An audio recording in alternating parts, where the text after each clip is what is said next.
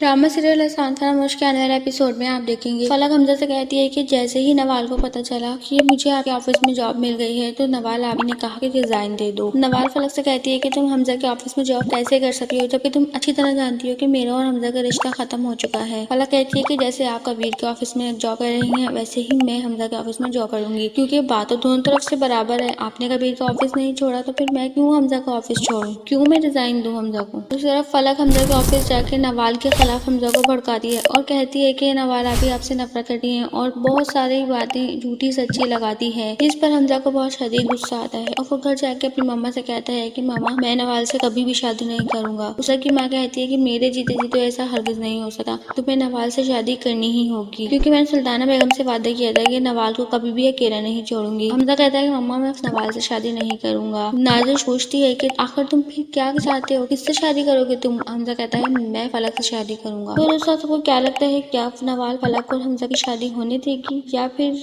इस बात पे सवाल उठाएगी। कमेंट सेक्शन में हमें अपनी कीमती राय का इजहार जरूर कीजिएगा।